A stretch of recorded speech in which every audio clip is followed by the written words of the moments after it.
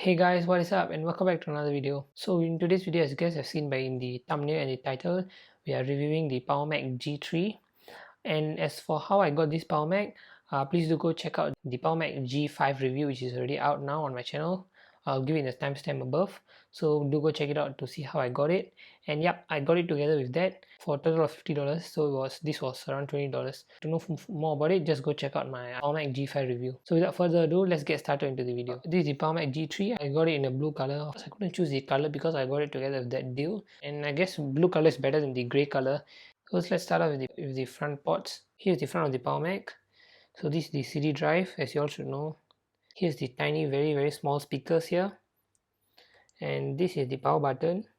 And below the power button is a play button and a sleep button. I've personally not tried the play button, but I've tried the sleep button and it works well. At the back of the Power Mac, we have two Firewire ports, one Ethernet, two USB, one microphone and one speaker hole. So those are probably two headphone jacks.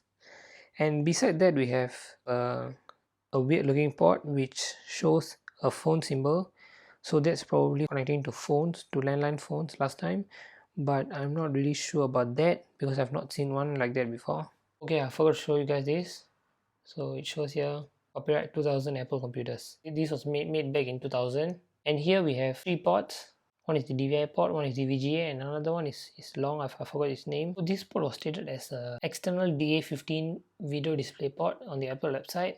So here we have the power supply, and on top of that we have the fans. So as usual, before we turn on the Power Mac, let's take a look at the internals. But the only problem with this Power Mac is that the latch covering the Power Mac is actually broken. So the seller gave it to me with a carabiner. This was supposed to be the security lock to hold the Power Mac in place. It's actually used to hold the cover now. So if I take out this carabiner, it's just going to pop out. So of course I'm going to slowly take it out and I'm going to show you the internals. So now it's opened. And as for how I opened it, let me just close it back and show it to you guys. I'm really scared, so I'm just closing it slowly. I don't want to break it or anything. So it closes like that and just opens.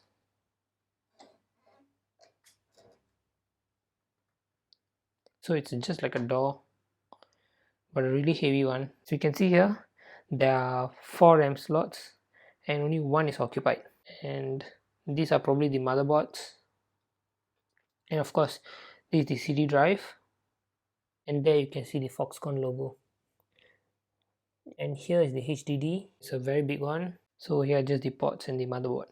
This is the motherboard, and these are probably, I don't know, these are probably some ports and cards. I'm not really sure about this. And there with the fan. This lock was broken. I had to use this carabiner to fasten it back in place. It was a really tedious process. Of course, I had to do it slowly since I didn't want to damage the internals. Now that we have seen the exterior and we have seen the ports and everything, now let's turn on the Power Mac. Power cable set up here. Now it's time to plug this in. But what I'm really curious about is that the Power Mac G3 has a VGA port, so I don't need an adapter. But the Power Mac G5, which came later than this, does not have a VGA. That's what I'm really confused about. It's a good thing that I don't need an adapter. So let's just plug this in and turn this on. And now this is a complete setup. We've got the cable in, we've got both the mouse and the keyboard. So here's the keyboard here, and the mouse is there.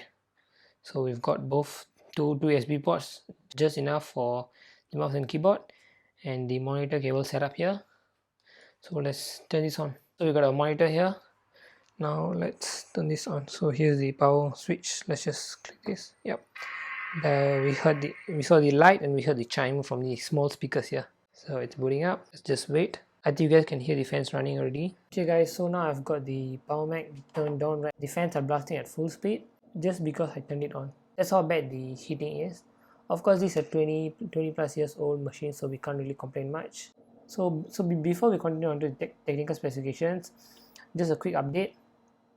I was actually taking notes on my for the California recap for the California streaming event. I did a recap video, so do go check it out if you guys haven't. So yep, so as I was saying, I was writing down my notes on what to talk on the video on the Power Mac G3, but unfortunately I couldn't use it because of the fans. The fans were so loud that I couldn't use it, and it was really disturbing my video. So just wanted to say this, just wanted to say that. So now let's continue to the video. Continue about the Power Mac G3 today. Okay, so now let's take a look at the technical specifications.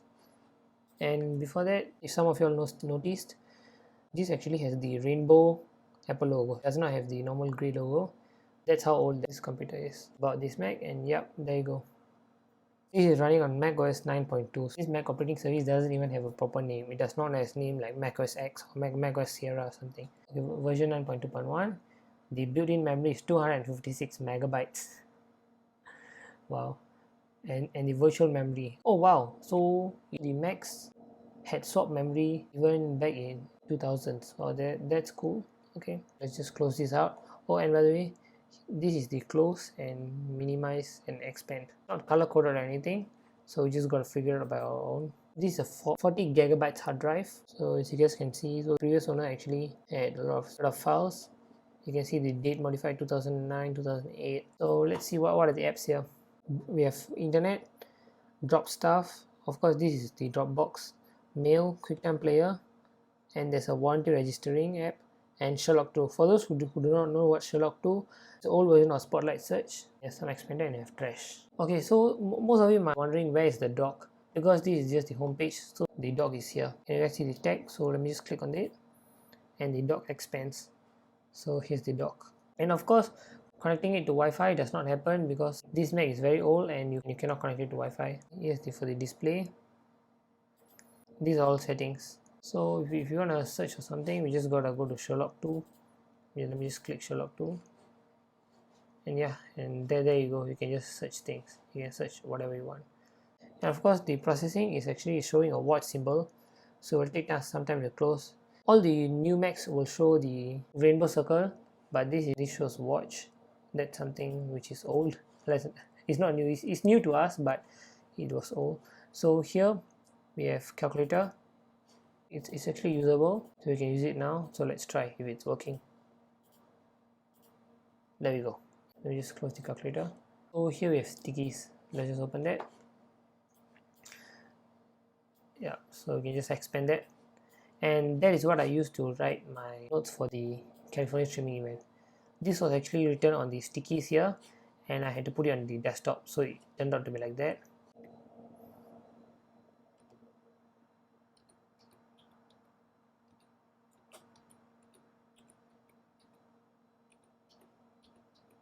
Let me just close this. I'm just gonna click do not save. So yeah guys, we can't really open anything. Even if you open also, it's not gonna work. But let me just show you. I think I should open QuickTime player. So I just clicked QuickTime player, and it went into Microsoft Internet Explorer. This Power Mac did not have Safari. Even though it has the browse the internet, it brings us to the Internet Explorer, and there we go. This is what happens every time I try to load a website. It just said attempt to load, accessing URL failed. So this is what happens every time I try to open any website. Even though things hasn't changed in Internet Explorer much, I don't think anyone uses it. So now I just open Scrapbook here. There were a few graphics here, so it'll be easier for us to see. So it's a coconut tree, and you can actually turn this around because it's a 3D model. Of course, this is not exactly a 3D model in 2021, but I guess this was a good one back in 2000s. Yeah, and yeah, we can keep on moving the pictures here. And there you go. This is a 3D model of a pencil. Yep. So that is Scrapbook. There isn't much to explore in this because we can't really do much on this. Even thumb drives or anything, they don't detect here. I don't know why. I mean, even if my thumb drive detects here, it does not open the file. So we can't exactly do a speaker test or anything on this. So the big question of this video, is this Power Mac G3 usable in 2021? Of course, definitely it's usable. Like I showed you guys, it's perfectly in working condition. If you buy a working condition one, then of course you can use it. But the question is, what can you use it for? Well, the answer is use it to take notes. I know I might sound like I'm joking or something, but that's the real use of this. I showed you guys, the only app that works flawlessly is the Stickies app. So you can just open a sticker, you can just type down your notes. That's pretty much it for the use of this Power Mac. Of course, I don't recommend you to buy this just to take notes, just because I said reviewers, so I bought this to review it, but I don't think anyone would need to buy it. But if you're a collector, then I strongly recommend you to buy it, because these Power Macs are very hard to find, especially those in working conditions. And if you guys haven't noticed yet, the fan noise isn't here anymore because I've actually put the Mac on sleep right now. So yeah guys, that's been it for this video. Hope you guys like this type of content. Retrotech, definitely love doing this, exploring old techs. If you guys like it or if you guys don't like it anything, please do leave it in the comments below. And if you guys like this video, do remember to click the like button and do remember to subscribe to this channel. So yeah guys, that is it for this video. Thank you so much for watching, and I'll catch you guys in the next one. Bye bye.